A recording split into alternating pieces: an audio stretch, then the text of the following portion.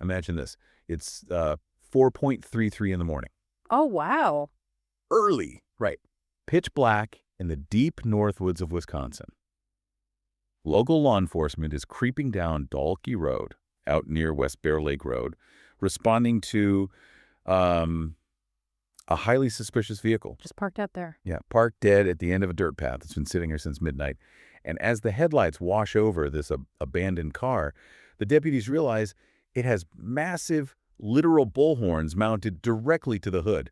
I mean, it paints quite the cinematic picture, doesn't it? Oh, For sure, you'd expect like a tense standoff or the uncovering of some bizarre woodland syndicate. Exactly. Yeah. But when the deputies finally tap on the glass and, wake the guy up, he isn't a local kingpin. No. No, Right. just a tired tourist. Driving from Michigan all the way to Myrtle Beach, who decided the deep woods of Langlade County were the perfect spot to pull over and take a 4-hour nap.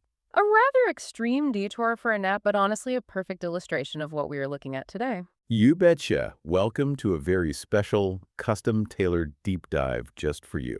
Today, we are cracking open a stack of dispatch logs. Yes, from the Langlade County Sheriff and the Antigo Police Department. Spanning July 31st to August 7th, 2026.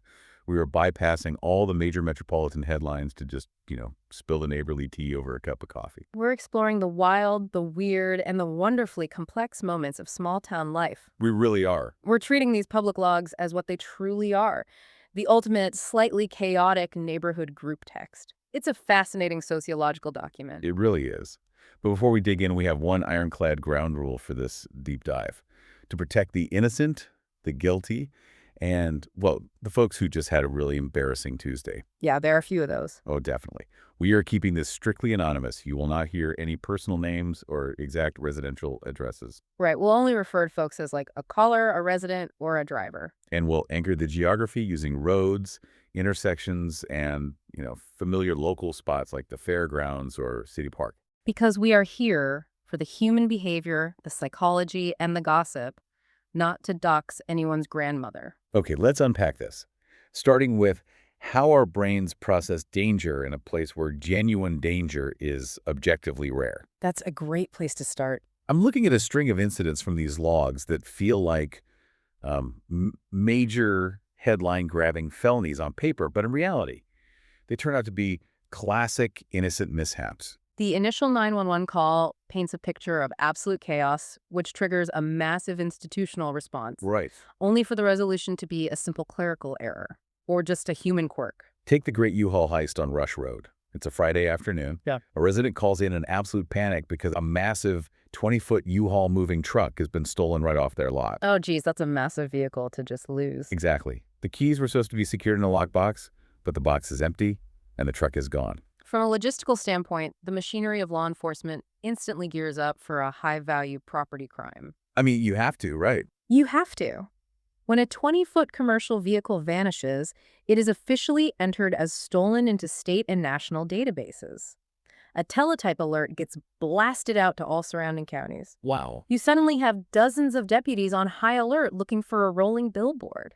But Outagamie County chimes in a little while later. They found it. And it wasn't a theft ring. No, it wasn't some sophisticated auto theft ring, fencing, moving trucks. Another rental client just showed up, got completely confused by the lockboxes, and cheerfully drove off with the wrong truck by accident.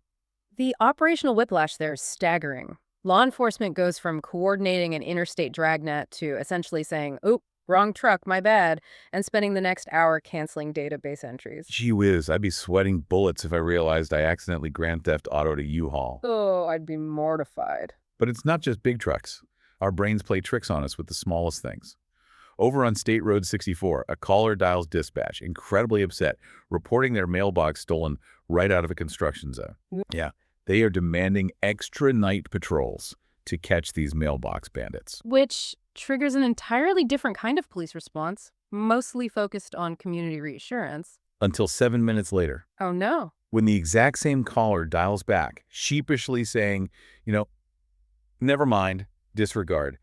The mailbox was there the whole time. Wait, really? How do you lose a mailbox in your own yard? The numbers had just worn off, so in the dark, they simply didn't recognize their own property. Ah, it's the neurological aspect of pattern recognition. Right. We stop actively seeing the things we interact with every day. We just look for the familiar cues like the reflective numbers. When that single cue is removed, our brain registers the entire object as missing. That makes total sense.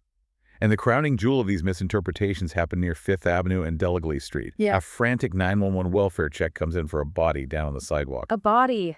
That's terrifying. Police hit the sirens, racing over to what they assume is a medical emergency or worse. They arrive, and the person is just doing some aggressive hamstring stretching. A perfectly healthy citizen just touching their toes. Yes. I have to push back a little on this hypervigilance, though. Look at what we're analyzing here. Okay, lay on me. A wrong rental, a faded mailbox, a guy doing yoga on the concrete. Like, have we just become a society of front porch detectives? That's an interesting way to frame it. It feels like we are looking at the world through this intense true crime filter, when reality is just a guy touching his toes. Yeah. Like, we jump to the absolute most dramatic, sinister conclusion first, instead of just assuming a mistake was made. It's a very fair critique. It feels like paranoia. But if we analyze the evolutionary psychology behind this, this behavior actually demonstrates a highly functional community watch network. When the baseline of crime in a tight-knit community is low, the threshold for what constitutes an anomaly drops dramatically. So because there aren't actual bank robberies, a missing mailbox feels like a bank robbery. Precisely. In a rural environment, paying attention to minor visual anomalies is a survival mechanism. Is it frustrating for a dispatcher to field a call about a guy stretching? I would imagine so. Of course. But systemically, it is vastly preferable to live in a town that calls in a false alarm over a stretching pedestrian than a town that looks the other way and ignores someone in genuine cardiac arrest. That's a great point. Better a nosy neighbor than an absent one, doesn't it? Exactly. You want your neighbors looking out the window, even if their filter is a bit dramatic? But it's one thing when our brains play tricks on us and we misinterpret an innocent jogger. It's an entirely different beast when residents intentionally weaponize the police against each other. Ah, yes. The transition from accidental misinterpretation to intentional boundary testing. Yes. This is where the dispatch logs reveal the rawest friction of human nature. Case in point, the boundary war over on Ormsby Road near Ormsby Pond. Oh, I read this one. We've got a resident locked in what the logs literally describe as a continuous neighbor problem. This week's escalation. The resident caught their neighbor on a trail camera, physically sneaking over and moving the property stakes. That is deeply primal. Moving a physical stake in the dirt to claim an extra inch of the earth. Just 1 extra inch. It is the most ancient form of territorial conquest, but captured in high definition on a modern security camera. And people guard their territory fiercely. But that sense of entitlement doesn't stop at the property line. It bleeds into commerce. Enter the Yelp review police. The Yelp review police, I love that. A citizen literally marched into the safety building lobby on Boat Landing Road, demanding to speak to a deputy face-to-face. Their emergency. A contractor didn't show up to install an overhead garage door. They wanted to dispatch a sworn law enforcement officer to handle a no-show handyman. Which makes me want to ask you, at what point does a bad customer service experience like the garage door turn into a 911 emergency? Why do people think a badge is the solution to a delayed garage door? What's fascinating here is the sociological shift in how we view conflict resolution. In traditional older communities, if you had a dispute with a handyman, you might take it to a community elder, a church leader, or a neighborhood association. Right, you'd talk it out locally. But as those traditional third spaces erode, law enforcement becomes the default taxpayer-funded mediator for everything. I pay your taxes, you go get my garage door installed. Exactly. The line between civil contract law and criminal law completely dissolves in the resident's mind. In a major city, that complaint gets laughed out of the lobby. Oh, for sure. But in a rural county, police are forced to wear the hat of a customer service complaint department. They handle civil disputes just as often as criminal ones to keep the peace.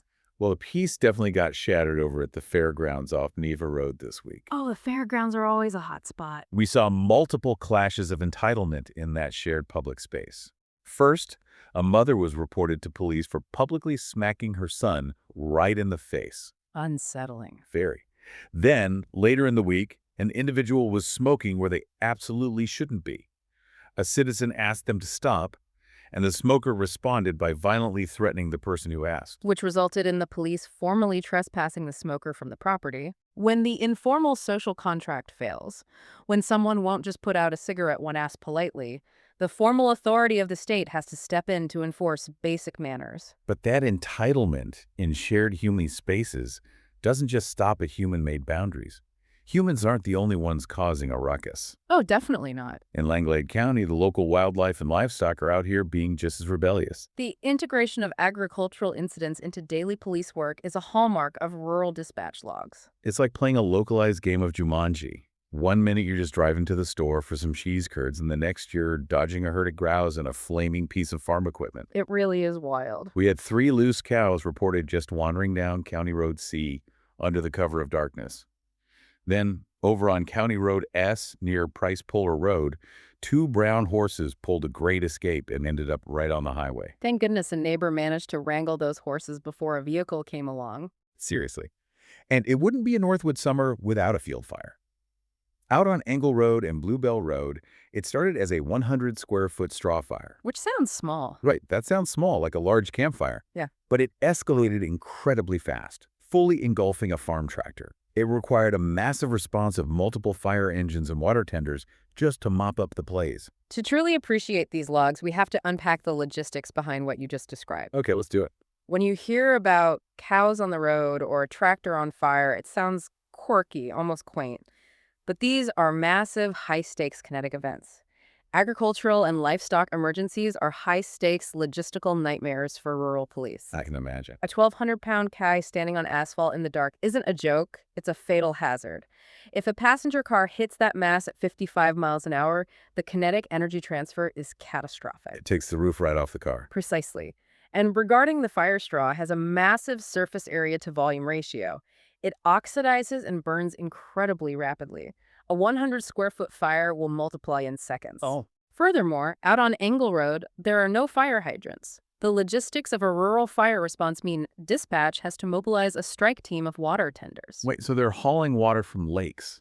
Exactly. It's a massive relay. Yeah. These trucks literally haul thousands of gallons of water from lakes or municipal sources to the scene in a continuous high-speed relay race. So it's not just spraying a hose, it's coordinating a massive vehicular ballet while a tractor melts down. Yes. It requires deep community cooperation to resolve safely. The police aren't cowboys. They rely heavily on local agricultural networks to figure out whose cows are out and how to corral them safely without spooking them into traffic. That makes perfect sense. Yeah. The physical hazards of the agricultural landscape are immense. But if we are talking about hazards on the roads, we have to look at how that mirrors the human-caused chaos on those exact same transient corridors. Right. The shift from local static community issues to the unpredictable flow of transient humans passing through. Which brings us back to our friend, the bullhorn tourist from the top of the show, napping in his car on Dahlke Road. Oh, yes. He wasn't a local, he was just utilizing the county as a hotel on his way to Myrtle Beach. But the transient nature of these roads creates friction, like the absolute madness of the semi-truck road rage on Superior Street and Neighbor Road. A deeply unsettling call for the civilian drivers caught in the middle of it. Unsettling is an understatement. A red semi-truck was reported tailgating passenger cars so aggressively that people were literally pulling off onto the shoulder just to survive. That's incredibly dangerous. But then, the twist. A blue semi-truck decides he's going to dispense some highway justice. He drives up next to the red semi, matching his speed, and just starts aggressively laying on his air horn, trying to play vigilante to force the red truck to slow down. The psychological bubble of driving a vehicle often emboldens people to behave in ways they never would face to face. That blue semi-truck driver felt shielded by tons of steel, elevating a dangerous situation into a rolling duel of freight trucks. And speaking of vehicles in distress, we have to talk about the MacGyver Chevy. Yes. The trailhead incident. In a trailhead parking lot off Sherry Road, police discovered an abandoned, totally wrecked Chevy Silverado. The windows are entirely busted out. The VIN number is unreadable. But here's the detail I need you to explain to me. I'll do my best. A rope was tied directly around the steering wheel. Is this some sort of DIY Northwoods anti-theft device? Or a towing job gone completely off the rails? Analyzing the anatomy of desperation on rural roads, it is almost certainly the latter, a catastrophic, unofficial tow job. Oh, man. Someone's truck broke down, they couldn't afford a real wrecker, so they tried to tow it themselves with a rope. The rope likely snapped, whipped back, shattered the windows, and they just abandoned the wreckage at the trailhead in defeat. Well, that didn't work. Time to walk home. Exactly. But what this highlights is that highways in rural areas are transient corridors. The police aren't just dealing with locals, they are managing the bizarre cross-section of humanity just passing through. Like the guy with bullhorns going to Myrtle Beach. Right. You have cross-country freight drivers losing their tempers, tourists seeking a nap, and folks making terrible, dangerous decisions with a piece of rope and a broken truck. The highway acts as a conveyor belt, bringing the chaos of the outside world directly through the quiet center of the county. Well said. But amidst all the transient chaos, the missing mailboxes and the neighborly squabbles, there's an abrupt shift to real gravity in these logs. Yes, the quirky realities of rural policing are heavily punctuated by genuinely mysterious and serious incidents. Here's where it gets really interesting to me. We have the magnet fisher out near Boat Landing Road. Oh, this was wild. A citizen is just enjoying a sunny summer day, tossing a magnet into the water, and they pull up a small firearm from the depths. Suddenly, the state crime lab has to be immediately notified. That is a hard pivot. The situation instantly elevates from routine property recovery to the preservation of a potential homicide weapon. Chain of custody becomes paramount. Right. And then you have a truly heartbreaking report from Forest Road, where a caller reported that items were stolen directly from their mother's grave at the cemetery. A deeply violating crime that strikes at the emotional core of a family. It requires immense empathy from the responding officer. And the logs also show a stark reminder of digital crimes breaching the deep woods. A local on West Goose Island Road went to the lobby to report they were targeted by fraudsters pretending to be from PayPal and the FBI. A harsh reminder that geographical isolation no longer protects a community from global cyber syndicates. Which brings me to the incredible mental whiplash of this job. Think about the cognitive load for these deputies. It's immense. How does a local sheriff's department shift gears mentally from chasing cows to bagging a potential murder weapon dredged up from a lake, all in the same afternoon? This is the ultimate test of rural policing. In a major metropolitan department, you have highly compartmentalized lanes. You have animal control officers, specialized cybercrime units, homicide detectives, and civilian mediators. Right, you stay in your lane. But in Langlade County, that single patrol deputy is all of those things. You have to be a mediator, an animal wrangler, and a sharp criminal investigator, all in the same 12-hour shift. The sheer unpredictability of their Tuesday is staggering. Psychological agility. I love that term for it. And it brings this entire deep dive right back to you listening to this right now. Why do we love reading these small-town police blotters? Why do we care about a guy sleeping with bullhorns on his car or a faded mailbox? Because they are the heartbeat of a community. Yes, they strip away the polished facade. They show us humanity in all its petty, strange, desperate, and beautiful forms. It's unscripted life happening right in our backyards. Which brings us to our highly specific moral of the week, based entirely on the hard-learned lessons of the Langlade County logs. Let's hear the takeaways. So to recap, check your mailbox numbers before reporting a theft. Leave the property states alone, and if you're going to sleep in your car on a dark county road, maybe take the bullhorns off the hood. Truly excellent foundational advice for any jurisdiction. You betcha. Now, I want to leave you with one final provocative thought to mull over. Think about your own neighborhood, your street, the house next door. Look out your window. Exactly. If a dispatcher was silently logging the mechanics of every single activity on your block for just 1 week, what wild, weird, or completely misunderstood moments would make the front page of your local blotter? Who is the neighbor secretly moving the stakes? Who is the one calling the authorities over a delayed Amazon package? It reframes how you look at the mundane local drama. It makes you realize that neighborhood group text doesn't seem so crazy after all. We're all just trying to navigate our own little chaotic piece of the woods. Thanks for joining us on this deep dive. Keep your eyes peeled, and we'll catch you next time.